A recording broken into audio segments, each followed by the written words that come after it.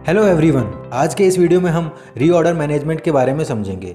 Detail graph में reorder option के जरिए आप अपने स्टॉक्स और प्रोडक्ट्स के लिए ऑटोमेटिकली रीऑर्डर जनरेट कर सकते हैं। सबसे पहले हम जानते हैं कि रीऑर्डर का प्रोसेस क्या होता है। रीऑर्डर की ज़रूरत तब पड़ती है जब किसी स्टॉक का लेवल एक पॉइंट पर कम हो जाता है, तब उस स्टॉक को फिलअप करने के लिए रीऑर्डर जनरेट करना पड़ता है। तो बेसिकली रीऑर्डर का मतलब है स्टॉक का कम होने पर वापस से उसका परचेज ऑर्डर जनरेट करना।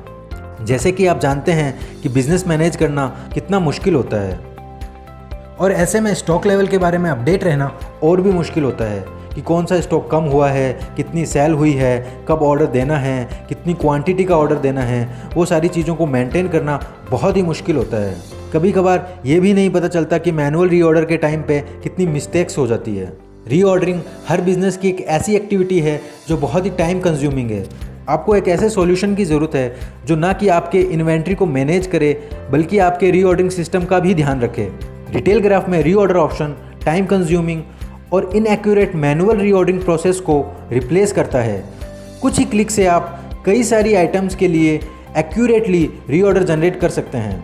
अगर आपने अभी तक हमारा चैनल सब्सक्राइब नहीं किया है तो subscribe our channel and click on the bell icon to get more update. Reorder generate करने के लिए डिटेल ग्राफ में डिफरेंट पैरामीटर्स हैं।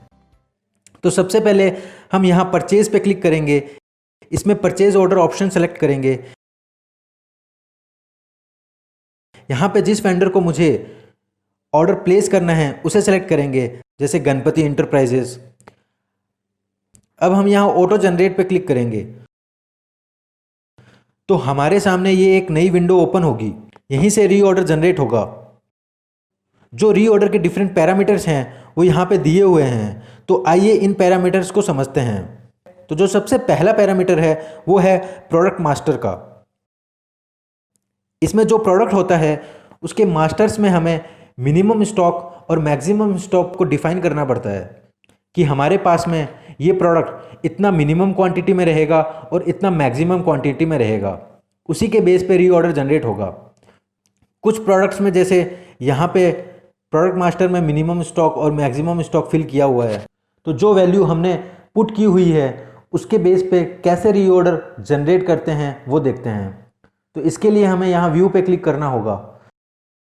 तो आप यहाँ देख सकते हैं ये जो दो प्रोडक्ट जिनका रीऑर्डर जनरेट हुआ है, इस प्रोडक्ट की मिनिमम क्वांटिटी 100 है और मैक्सिमम क्वांटिटी 500 है। तो आप देख सकते हैं कि 500 में से 52 माइनस होके ये रीऑर्डर 448 का जनरेट हो गया है।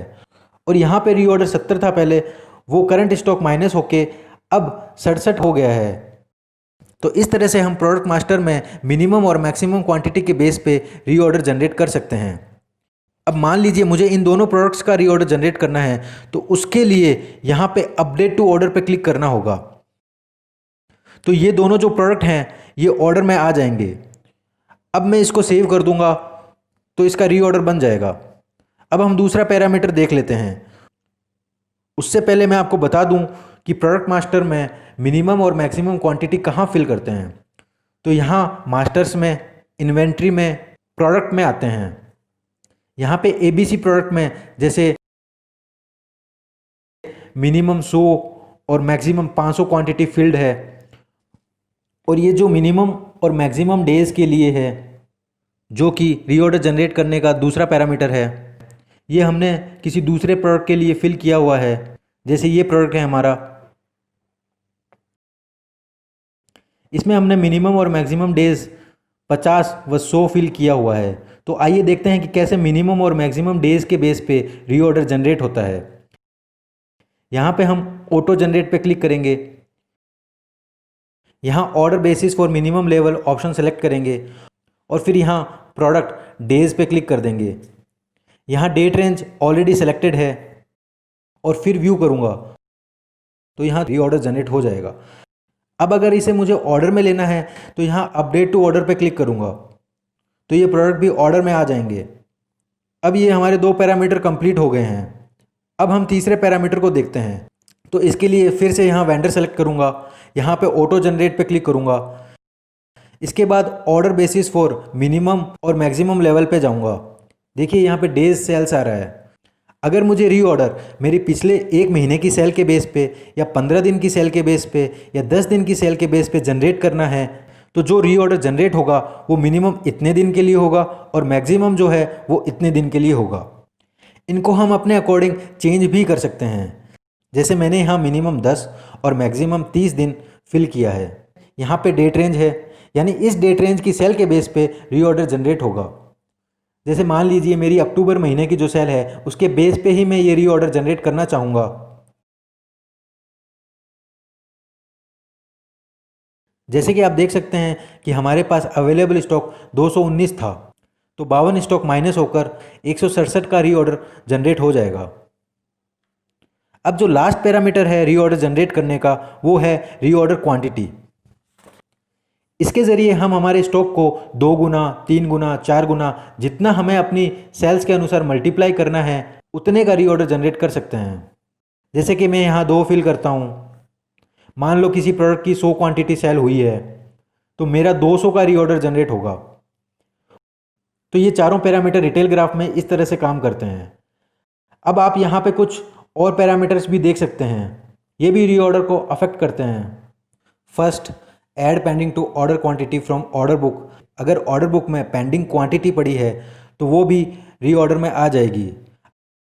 अगर मेरी सेल्स ऑर्डर क्वांटिटी पेंडिंग है तो वो भी आ जाएगी। अगर मैं यहाँ reduce pending purchase order from reorder quantity select करूँगा तो मेरा अगर पहले से परचेज ऑर्डर बना हुआ है जो कि अभी तक पेंडिंग है तो उसको भी रिड्यूस कर देगा। फिर आता है add pending intent quantity from location, ये भी रीऑर्डर को अफेक्ट करता है। इसके बाद ये कंसीडर इन ट्रांजिट स्टॉक पे मार्क करूँगा तो ये ट्रांजिट स्टॉक को भी कंसीडर करेगा रीऑर्डर जनरेट करते वक्त।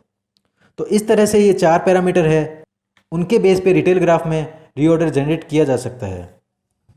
और यहाँ जैसे मैं location wise, product wise, colour wise और बैच वाइज भी रीऑर्डर जनरेट कर सकता हूँ। बेसिकली जो पैरामीटर्स हैं वो ये 4 हैं जिनसे रीऑर्डर जनरेट होगा। तो फ्रेंड्स, आज के वीडियो में हमने रीऑर्डर जनरेट करने के लिए इन सभी पैरामीटर्स के बारे में समझा। Thanks for watching. For more details, kindly visit at www.swindia.com.